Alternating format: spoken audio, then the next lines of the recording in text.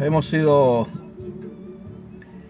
testigos y protagonistas de un evento que se llamó el día de ayer el Censo Nacional, donde ocurrieron una infinidad de cosas que seguramente usted ya se enteró a través de las noticias y de tal, probablemente de las cosas que usted mismo vivió, como por ejemplo lo que a nosotros nos aconteció, que tuvimos que autocensarnos porque las personas que tenían la responsabilidad de hacerlo en nuestro sector no llegaron a la hora que estaba estipulado o durante el horario que estaba estipulado. Y así escuchamos y vimos en la televisión una cantidad de ejemplos de situaciones que se vivieron, situaciones que ocurrieron con los censistas, con las personas que fueron censadas. Se hizo un poco de espectáculo también porque se televisó a, entre comillas, personas importantes o conocidas que estaban como voluntarios, ¿cierto?, para colaborar en este proceso. Pero eso quedó ahí en el pasado. Ahora, por lo menos hoy día, tal vez se va a hablar un poco de eso y en los siguientes días va a ir declinando las opiniones, el enojo de la gente y muchas otras cosas. Pero ¿qué podemos nosotros sacar? ¿Qué podemos nosotros entender? Tal vez si miramos las escrituras, si miramos la Biblia, nosotros nos vamos a dar cuenta que los censos no son algo nuevo y no es una cuestión moderna que se inventó ahora. Probablemente las intenciones o los objetivos que se tienen son distintos, pero tienen las mismas dinámicas. Podemos leer nosotros que Moisés hizo un censo en el desierto. La finalidad era saber con cuántos hombres de guerra contaba. Entonces se contaron los hombres de 20 años hacia arriba y eso fue todo lo que se contó. Porque la idea era tener un catastro de qué era lo que ellos tenían para hacer frente a la conquista que venía. Durante el periodo del peregrinaje por el desierto se hicieron 2 censos. Moisés hizo 2 censos y tenían esa función. Si avanzamos en el tiempo, el rey David también hizo un censo y luego hizo un censo que también le costó consecuencias no muy buenas para él, porque fue algo que Dios no le pidió, simplemente algo que él quiso tener como una forma de saber cuán grande era su reino, cuánto había alcanzado.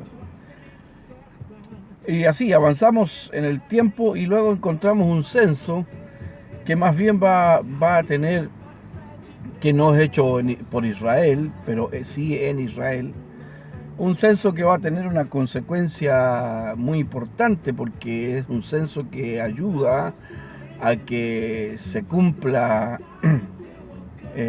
la escritura, se cumpla la profecía. Es cuando Tiberio César ordena que todo el mundo en Israel debe empadronarse en su lugar de origen, y eso provoca entonces que José y María tienen que trasladarse de Nazaret hasta Judea y específicamente hasta la ciudad de Belén, de donde ellos eran originarios porque eran de la tribu de Judá. Y en ese momento, ¿cierto?, en que este edicto es promulgado y es cumplido por las personas en Israel, nace el Señor Jesucristo en Belén, tal cual lo habían dicho los profetas. Por cierto, el censo tenía otras características y tenía otros motivos. Los romanos censaban a la gente para saber cuánto impuesto iban a cobrar. Pero nosotros luego podemos encontrar en el libro de los Hechos, aunque no hay un censo específico y no hay un censo planificado, no hay un censo,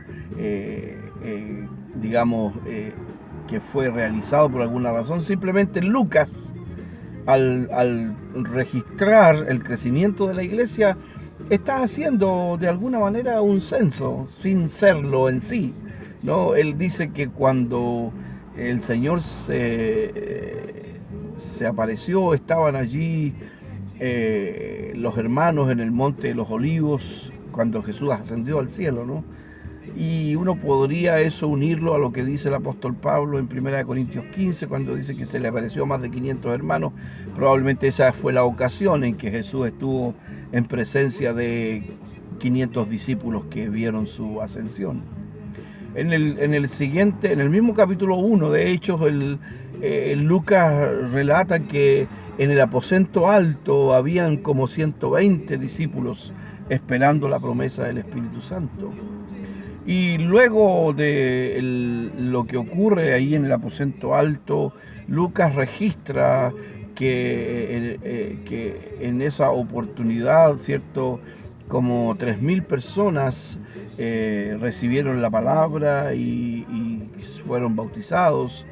Y en el siguiente capítulo, en el capítulo 3, Lucas registra que como 5.000 personas, sin contar mujeres y niños, también creen, reciben la palabra y son bautizados. Entonces estamos en presencia de algo que no fue un censo, pero sí dio un registro de personas que estaban ingresando a la fe a través de la predicación de los apóstoles.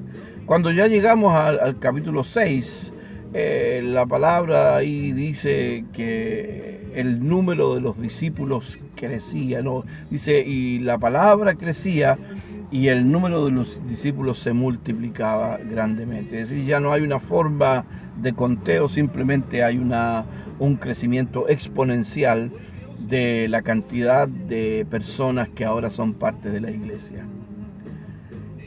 Como digo, Lucas no tenía la intención de declarar cuál era el porcentaje de población cristiana y cuál era el porcentaje de población no cristiana. Simplemente Lucas está poniendo el énfasis en el crecimiento tan importante que la iglesia estaba obteniendo en un periodo corto de tiempo.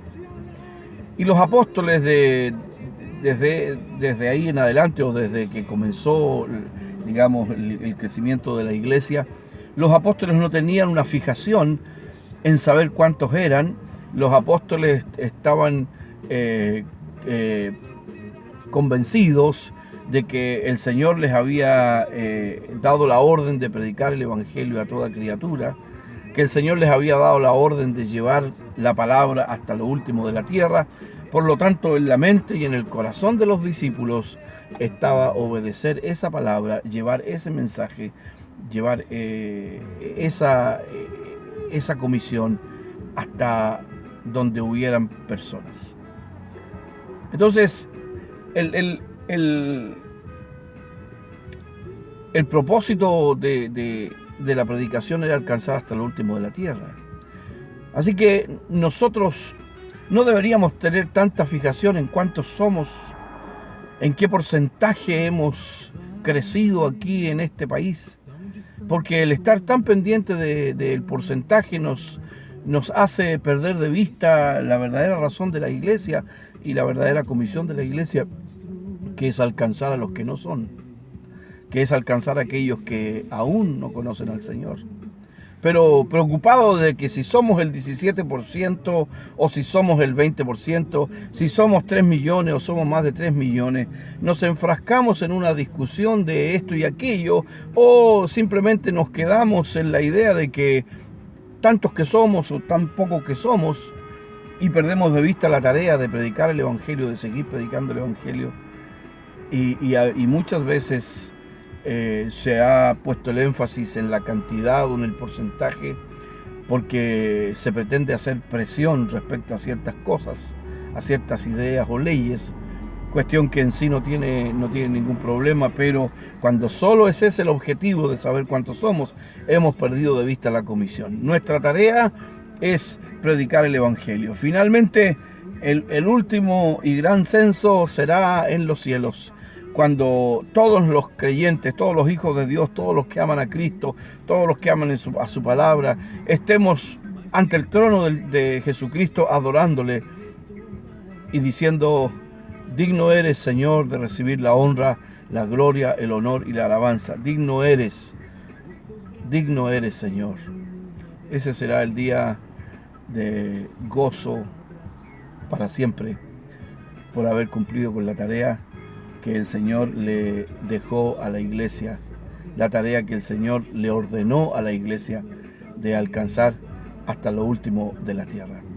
Que el Señor nos ayude y que crezcamos en la gracia, para que también pueda crecer la gracia y muchos sean los que puedan venir al conocimiento de Cristo a través de la comisión de la iglesia. Que el Señor nos bendiga y nos ayude.